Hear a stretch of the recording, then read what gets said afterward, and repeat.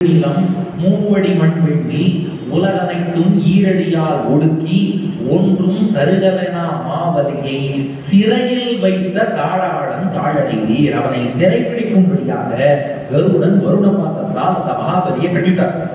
இப்ப குள்ள வாமனன் மகாபலியை வந்து கேட்டார், ஏ மகாபலி, பதானி த்ரீணி தத்தானி பூமேர் மஹ்யம் துவயாசுரா துவாப்யாம் காந்தா மஹி சர்வா திருத்தீயம் உபகல்பயா.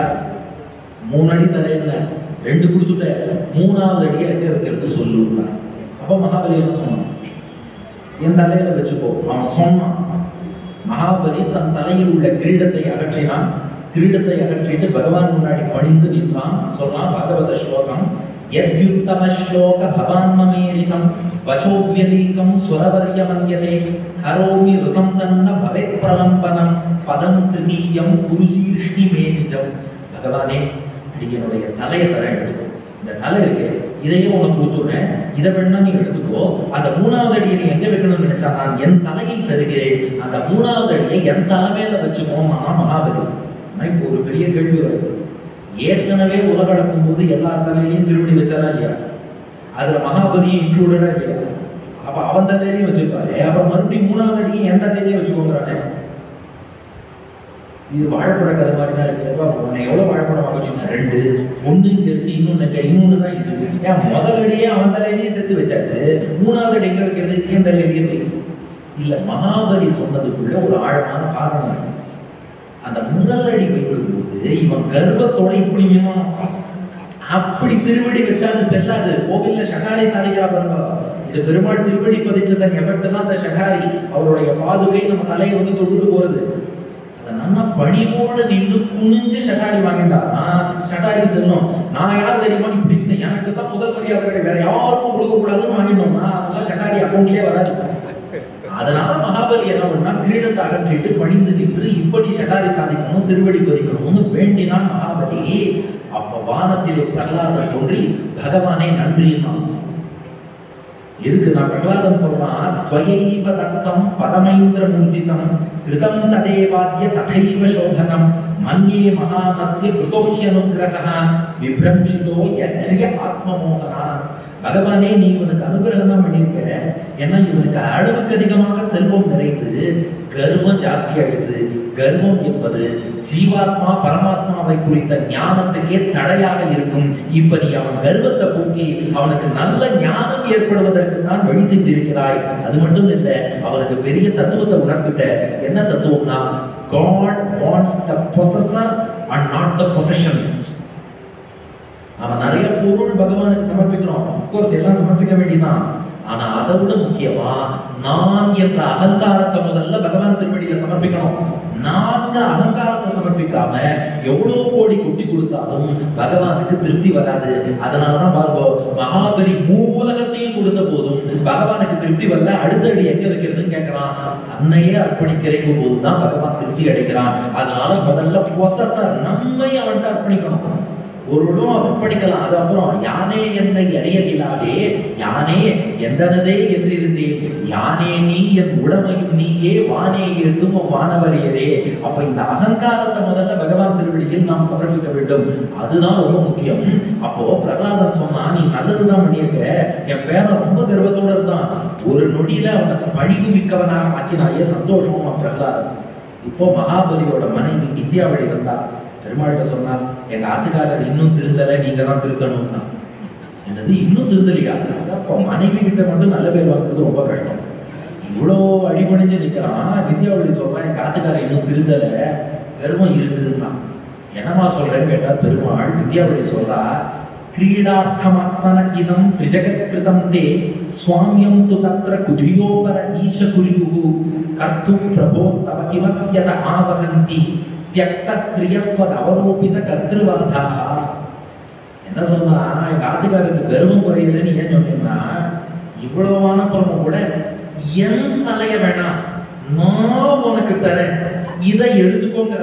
ஏங்க, எல்லாமே உன்னுடைய சொத்து, இந்த தலையும் உன் சொத்து, உனக்கு சொந்தமான தலையை நீயே எடுத்துக்கோன்னு சொல்லாம என் தலைய நான் தரேன்னு சொன்னா, அது சில பேருக்கு சரணாகதி பண்ணாலும் ஒரு காம்பு நீட்டிட்டு இருக்கோம்.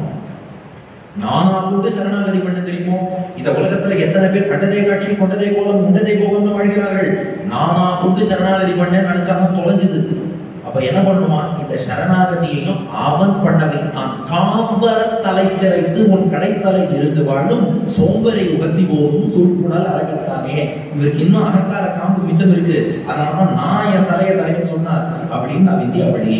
அதுக்குள்ள பிரம்மா அங்கே தோன்றி பிரம்மா வாமனமூர்த்திட்ட கேட்கிறார், நான் மகாபலி நல்லதுதானே பண்ணா, அவனுக்கு ஏன் பகவானே இப்படி தண்டனை கொடுக்க? அவன் என்ன தானம் தானே பண்ணணும்னு ஆசைப்பட்டான். அவரை பிடிச்சி எல்லாத்தையும் பறிச்சுட்டு 3வது அடியை வேற எங்க வைக்கிறதுன்னு தெரியாம இன்னும் மக்கள்லாம் வேற அந்த 3வது அடி எங்கதாப்பா வச்சா சொல்லேன்னு சொல்லி கேட்டுட்டு இருக்காங்க. அதனால அந்த 3வது அடின்னு சொல்லி இவரை ஏன் இப்படி பண்ணணும்னு பிரம்மா கேட்டார். அப்போ வாமனமூர்த்தி பதில் சொல்றாரு பிரம்மாட்ட, பிரம்மன் எம் அனுகிருண்ணாமி தத்விஷோ விதுனோ யமனம் என்மத புருஷ ஸ்தப்தா லோகம் மாம்ச அவமன்யதே. பிரம்மா, நான் ஒருத்தனுக்கு அனுகிரகம் பண்ணணும்னு நினைச்சேன்னா அவன்கிட்ட அளவுக்கு அதிகமாக இருக்கும் செல்வத்தை தட்டி பறிப்பேன். ஆனா நோட் பண்ணுவோம், செல்வத்தெல்லாம் பிடிக்கும் விடுவான்னு இல்லை.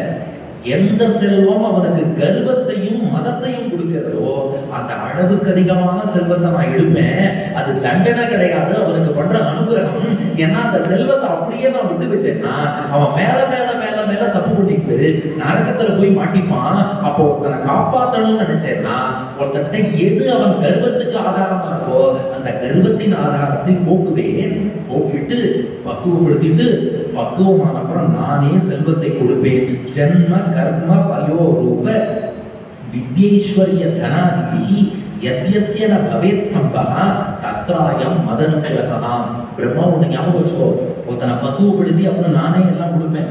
லோகத்துல ஒருத்தர்கிட்ட நல்ல செயல்கள், அது போல ஒரு நல்ல இளமை, அழகான தோற்றம், கல்வி, ஐஸ்வர்யம், செல்வம், ஆளுமை, செல்வம் எல்லாம் ஒருத்தர்கிட்ட இருக்குன்னா அந்த எல்லாம் இருந்தும் அவன் பணிவோடும் இருக்கான்னா அது என்னுடைய அனுகிரகம் புரிஞ்சுக்கோ. ஏன்னா எல்லாத்தையும் கொடுத்து அதோட பணிவை முக்கியமா பகவான் கொடுத்துருவானா. ஏன்னா பணிவுங்கிற ஒண்ணு இல்லைன்னா இதெல்லாம் போயிடும். அப்ப இது எல்லாத்தையும் அதை வச்சுட்டு கூடவே பணிவோடையும் இருக்காங்கன்னா அது என்னுடைய அனுகிரகம்னு அர்த்தம். அப்ப இப்ப மகாபலிக்கு பணிவை வளர்க்க வேண்டும். தற்காலிகமாக தட்டி பறித்தேன், பணிவு வந்த பின் எதை அவன் இழந்தானோ மீண்டும் நானே கொடுப்பேன். இப்ப மகாபலிக்கு நான் செய்த அனுகிரகத்தை பெருமாள் சொல்ல போற.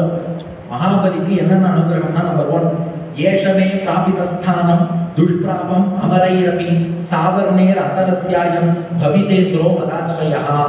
அடுத்த மனுவின் ஆட்சி காலம் சாவர்ணி மன்வந்தரம். அந்த சாவர்ணி மன்வந்தரத்தில் இவனுக்கு நான் இந்திர பதவி தருகிறேன். அதனால அடுத்த மன்வந்தரத்துல அடுத்த மனுவின் ஆட்சி காலம். இப்ப நாம இருக்கிறது வைவஸ்வத மன்வந்தரம். வைவஸ்வத மனு இந்த மனுவின் ஆட்சி காலத்துலதான் இப்ப இருக்கும் இந்திரன். அடுத்த சாவர்ணி மனுவின் ஆட்சி காலம் வந்ததும் இந்த மகாபதியை அதே இந்திர பதவியில் நானே அமர்த்துவேன். இது முதல் அனுகிரகம்.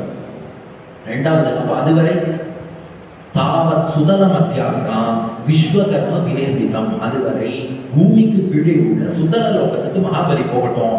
கூடவே பிரகலாதனும் அவனோடு இருப்பான் பெருமாள். ஏன்னா பிரகலாதனை பார்த்து அந்த பக்தி அவனுக்கு இன்னும் வளரும் இல்லையா? ஏன்னா அந்த சத்சங்கத்தான் பக்தியை வளர்த்து கொடுக்கும். அதனால பிரகலாதனோடு அவன் சுதல லோகத்துல இருக்கட்டும். வாமனமூர்த்தி சொன்னார், நானே அவனுக்கு காவல் காக்கிறேன். ரக்ஷிஷ்யே சர்வதோகம் துவாம் சாமுகம் சபரிச்சதம் சதா சந்நிகிதம் வீரா தத்ரமாம் ரக்ஷியதே பவான். வாமனமூர்த்தி சொல்றார், நான் காவலாளியா துர்காவா இருந்து சுதல லோகத்தில் உனக்கு காவல் காப்பேன்னு சொல்லிட்டார். இதுதான் 2 அனுகிரகம். அடுத்த படைப்பிலே அடுத்த மன்வந்தரத்தில் நீ இந்திரனாவாய். அதுவரை சுதல லோகத்துல பிரகலாதனோடு இருப்பாய். நான் உனக்கு காவலாளியாக இருப்பேன். அதனாலதான் அந்த சிரஞ்சீவிகள் ஒரு தருகிறோம். சுதல லோகத்துல எப்போதும் மகாபலி என்பவன் வாழ்ந்து கொண்டே இருக்கிறான். பிரம்மா கேட்டார், அப்ப சுக்கராச்சாரியார் என்ன பாவம்னா அவருக்கு ஏன் கண்டபுத்தின? மகாபலிக்கு வேணா இதெல்லாம் சொல்லுவோம். சுக்கராச்சாரியார் என்னன்னா தானம் செய்பவரை தடுப்பதுங்கிறது பெரிய பாவம். அதாவது 2 பேருமே இது என்னன்னா அந்யோன்ய ஆசிரியப்பா. மகாபலி என்ன தப்பு பண்ணானா, ஆச்சாரியன் பேச்ச மீறினான். ஆச்சாரியன் பேச்ச மீறி தானம் பண்ணது இவன் பண்ண தப்பு. சுக்கராச்சாரியார் பண்ண தப்பு என்னன்னா, தானம் பண்றவனை தடுக்க கூடாது. என்னைக்குமே ஒருத்தன் தானம் பண்றான்னா நமக்கு தான் கொடுக்கணுங்கிற எண்ணம் இல்லை. எதிர்த்தாப்புல ஒருத்தன் கொடுக்குறான்னா அங்கேயா போய் வாங்கிக்கோன்னு சொல்லணும். அவனை போய் நம்ம தடுக்க கூடாது. அது தானம் பண்றவனை தடுத்தாரு இல்லையா, அது சுக்கராச்சாரியார் பண்ண தப்பு. அதன் விளைவாகத்தான் அவருக்கு கண்டுபிடிச்சு. எப்படின்னா, இஞ்சிமேட் அடிச்சங்கர் அடிக்கடி ஒரு கதை சொல்லுவாங்க தானத்தை பத்தி. ஒரு ஊர்ல 2 பேர் எதிரெதிர் வீடுகள்ல இருக்கா. ஒருத்தர் பேரு சீனிவாசன், இன்னொருத்தர் பேரு ரங்கசாமி. இந்த சீனிவாசன் எல்லோருக்கும் யார் வந்தாலும் உடனே தானம் பண்ணிடுவார். ரங்கசாமி இருக்காரே தானமே பண்ண மாட்டாங்க. ஆனா ஒரே ஒரு காரியம், யார் இருந்தாலும் அங்க போ, ஏதோ சீனிவாசன் போ, சீனிவாசன் கை காமிச்சுட்டே இருப்பாங்க. ஒரு நாள் இந்த ரங்கசாமி இறந்துறார், யமலோகத்துக்கு போறார். யமன் சித்திரகுப்தன் குட்டி இவன் என்னையா பண்ணான்னு கேட்கறான். வாழ்க்கை முழுக்க பாவம் தான் பண்ணான். யமன் சொன்னானா, இவனை எண்ணெய் கொப்பரையில போட்டு வெறுத்துடு, ஆனா வலது கை ஆள்காட்டி விரலுக்கு மட்டும் புல்லட் ப்ரூஃப் போட்டு விடணும். ஏன்? தானம் பண்ற இடத்தை நோக்கி கை காட்டி இருக்கிறதுனால வலது கை ஆள்காட்டி விரலுக்கு புல்லட் ப்ரூஃப் போட்டுட்டு எண்ணெய் கொப்பரையில வெறுத்துடுதுன்னா எண்ணெய் கொப்பரையில வெறுக்கிறா, வலது கை ஆள்காட்டி விரலுக்கு போட்டு புல்லட் ப்ரூஃப். ஐயோ அம்மானு கத்தனா, முழிச்சுட்டா கனவு. ஓ கனவா, குழைச்சுட்டோம். அன்னைக்கு ஒருத்தர் இந்த ரங்கசாமிகிட்ட தானமாக வந்தா.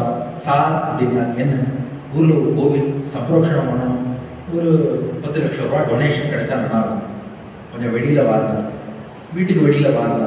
வெள்ள விஷயம் வந்தா சீனிவாசன் வீட்டை நோக்கி சாஷ்டாங்கமா நமஸ்காரம் பண்ணி அங்க போய் வாங்கி கொடுக்கணும். அப்போ உடம்பு முழுக்க புல்லட் ப்ரூஃப் போட்டு எண்ணெய் கொப்பரைக்குள்ள கிடந்தாலும் கிடப்பேன், நான் தானம் பண்ண மாட்டேன்.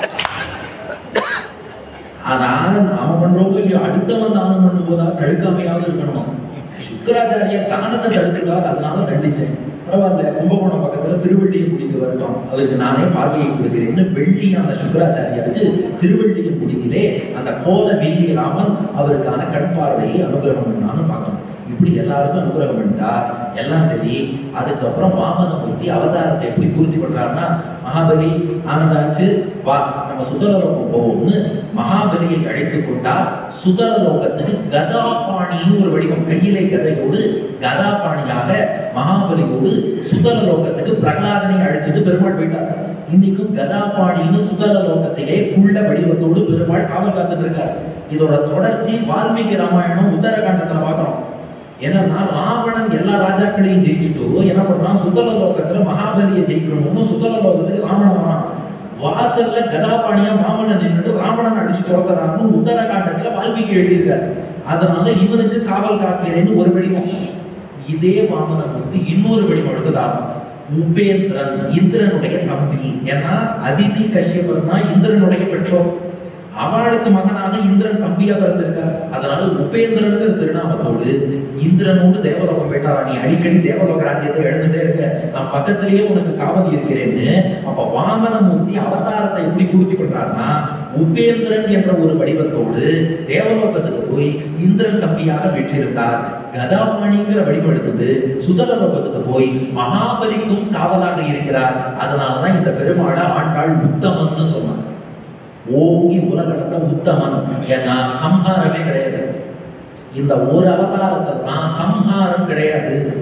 வராங்கன்னா இரண்டாட்சண வதம் பண்ணா, எந்த அவதாரம் யாரையாவது வதம் பண்ணாலும் பார்க்கணும். ஆனா இந்த வாமனமூர்த்தி அவதாரம் பண்ணாரே, இவர் தன்னையே 2ஆ பிரிச்சுட்டு, இந்த அவதாரம்னா ஒரு தூத்துக்குடி போல தன்னையே 2ஆ பிரிச்சுட்டு உபேந்திரனாக இந்திரனுக்கும் இன்னைக்கும் அனுகிரகம் பண்ணிட்டு இருக்கார். கதாபாணியா சுதலலோகத்துல மகாபலிக்கும் இன்னும் அனுகிரகம் பண்ணிட்டு இருக்கார். நமக்கும் தலையில திருவடி பதிச்ச அனுகிரகம். எல்லாருக்குமே நல்லது பண்ண சம்ஹாரமே பண்ணாத இந்த பெருமாள் தான் உத்தமன் என்று போற்றுகிறார். அதெல்லாம் சரிப்பா. 3வது அடி எங்க? 3வது அடி எங்க வச்சார்? அவ்வளவுதான், 8வது. 3வது அடி எங்க வச்சார்? எங்க வச்சார்? எங்க வச்சாருன்னு எந்த புராணமும் சொல்லணும். மகாபலி 3வது அடியை என் தலையில வைக்கணும் பிரார்த்திச்சான். ஆனா அவர் எங்க வச்சாருன்னு எந்த புராணமும் சொல்லல. அப்ப எங்கதாப்பா வச்சாருன்னா இதுக்கு வேதம் பதில் சொல்லியிருக்கு. வேதத்துல விஷ்ணு சூக்தம், வேதம் தெரிஞ்சவங்க ரசிப்பா. விஷ்ணு சூக்தத்துல பரோ மாத்திரையா தனுவா பிரதான நதே மகித்வம் அனுவஷ்ணுவந்தி உபேத்யே வித்ம ரஜசி பிருத்திவ்யா விஷ்ணு தேவத்வம் பரமஸ்ய வித்சே. வேதம் சொல்றது பகவானே 2 அடியை நீ எங்க வச்சிருக்கிறது தான் மதபாளுக்கு தெரியும், 3வது அடியை நீ எங்க வச்சிருக்கிறது உனக்கு மட்டும் தான் தெரியும். அது பகவானுக்கு தான் தெரியும், வேற யாருக்கும் தெரியாதான். ஏன் இப்படி பண்ணிட்டாருன்னா, அவர் என்ன அவதாரம் பெருமாள் எடுத்து வந்தாலும் நமக்கெல்லாம் என்னன்னா அவரையே குத்தம் சொல்றது. இதை இப்படி பண்ணிருக்கலாமே, இங்க லெப்ட்ல திரும்பாம ரைட்ல திரும்பிருக்கலாமே, ராமன் இந்த இடத்துல யூட்டர்ன் எடுத்துருக்கலாமே, இதெல்லாம் நாம அட்வைஸ் பண்றோம். பார்த்தா நான் 3வது அடி எங்க வச்சேன் முதல்ல போய் கண்டுபிடிப்போம். என்ன குத்தம் சொல்லிட்டு இருக்கேன், 3வது அடியை உங்களால கண்டுபிடிக்க முடியல, என்ன குத்தம் சொல்றேன். அதனால 3வது அடியை மகாபலி தலையில வைத்தான்னு இங்கே சொல்லல. ஒரு 300 வருடங்களுக்குள் வந்த சில நூல்கள் அப்படி இருக்கலாம். கம்பராமாயணத்துல கம்பர் சொல்றார் மகாபலி தலையில வாமனன் திருவடி வைக்கிறாங்க. மற்றபடி வேற எந்த புராணத்திலோ வேதத்திலோ அந்த 3வது அடி மகாபலி தலையில வச்சாலும் சொல்லலை. இதை நஞ்சி எடுத்து பராசரப்பட்ட விளக்கினாலும் அந்த அடியை எங்க வேணாலும் வச்சிருக்கலாம், நமக்கு தெரியும்படியா வைக்கல, பெருமாளுக்கு தான் தெரியும். அது மகாபலி தலையிலே கூட வைத்திருக்கலாம், அல்லது புதிதாக ஒரு உலகத்தை படைத்து, ஏன்னா இதெல்லாம் நடந்தாச்சு, புதுசா ஒரு உலகத்தை படைச்சு அங்க வச்சிருக்கலாம், அல்லது வைகுண்டத்தில் உள்ள நித்திய சூரிகளுக்கு திருவடி ஸ்பர்ஷம் கிடைக்கட்டுமேனு வைகுண்டத்தில் 3வது அடி வச்சிருக்கலாம். அவர் திருவுள்ள எங்க வேணாலும் வச்சிருக்கலாம், அது தெரியல. அதனாலதான் எங்க பிராச்சாரியன் ஆசுகவி வில்லூர் சுவாமி நம்ம கும்பகோணம் 6வது ஆழ்வாத பார்த்தாப்பா, நீ மகாபலி தலையில திருவடி வைக்கலாமான்னு யோசிச்சேங்கிறா. அந்த மகாபலியோட நிறைய பாவம் நான் பண்ணியிருக்கேன். மகாபலிட்ட 3 தோஷம் தான் சொல்லுவா. ஒண்ணு கர்மம் ஜாஸ்திம்பா, எனக்கு அதை விட கர்மம் ஜாஸ்தி. மகாபலி தேவர்களுக்கெல்லாம் எதிரியாக இருந்தான். நாம தேவர்கள் நல்லோர்கள் ஞானிகளுக்கெல்லாம் எதிரியாக இருந்து அவர்களின் வெறுப்பை தான் சம்பாதிச்சுட்டு இருக்கேன். அவனும் ஆச்சாரியன் பேச்ச மீறி நடந்தான், நானும் ஆச்சாரியன் பேச்ச மீறி தான் நடக்கிறேன். மௌலோ பலேர் கிரிகிதம் விபுதத்விஷோத ஞப்புர்வத கவிகிரம் ச இதம் பதாப்ஜம் மௌலோ மமாபி மதுசூதன தாதிருஷஸ்ய போயம் விலம்ப இதட்டே பகவன் விதாத்தும். நீ மகாபலி தலையில திருவடி வச்சுக்கோ இல்லையோ, 6வது ஆழ்வானே உன்னுடைய 2 திருவடியும் சீக்கிரமா தாமதம் இல்லாம சேர்த்து என் தலையில போய் நன்னா பொறுப்பு பிரார்த்தித்தான். அப்படி 3வது அடியை பகவான் ரகசியமாக வைத்து விட்டான். அது மட்டும் இல்ல, இப்போ மகாபலி ஒரு யாகம்னு ஆரம்பிச்சுட்டான். இந்த யாகத்துல இவர் பாட்டுக்கு நடுவுல புகுந்து தானம் எல்லாம் வாங்கினா ரமணியை அனுப்பி வச்சுட்டார். யாகம் பாதியில நிக்கிறது ரிஷிகள் கேட்டாலும். அப்போ பெருமாள் ஒரு வாக்கியம் சொன்னார்னு பாஞ்சராத்திர ஆகமத்தின் ஸ்ரீ பிரஷ்ன சங்கீதையில 45ஆம் அத்தியாயத்துல ஒரு விஷயம் இருக்கு. ஏவம் மாம் பிரார்த்தயத் தஸ்மின் காலே தைத்யாதிகோ பலிஹி உபக்ராந்தா மயா திருப்திஹி வன்னி ரூபஸ்ய தேவிகோ மயா பிரீதிஸ்து நாகாரி விக்னோ பூத் யஜ்ஞ சந்ததேஹே தஸ்மாதஸ்மின் தினே பூம்யாம் ஆலயேஷு கிரகேஷு ச அக்னிம் ஹிருத்வா பிரதீபாம்ஸ்து தீபேயுஷ்ச ததக்னினா ததா பிரபிருதி குர்வந்தி மயாத்யம்தா ஜனாபூரி.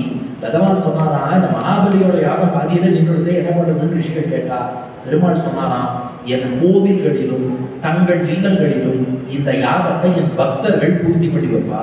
எப்படின்னா, கார்த்திகை தீப திருநாளன்று கார்த்திகை தீபம் ஏற்றி இந்த யாகத்தை பூர்த்தி பண்ணுவா. மகாபலி தொடங்கின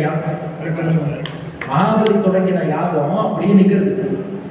அதை பூர்த்தி பண்றதுக்காக தான் ஒவ்வொரு வருஷமும் கார்த்திகை தீபத்துக்கு, இது கும்பகோணம் 6வது ஆழ்வான் கோமடவள்ளி தாயார் சொல்றார் ஸ்ரீகிருஷ்ண சங்கீதையில, என்னுடைய பக்தர்கள் என் கோவில்ல சொக்கப்பனைன்னு கொடுத்துவா, வீட்டுல கார்த்திகை தீபத்துல விளக்கு ஏற்றி வைப்பா.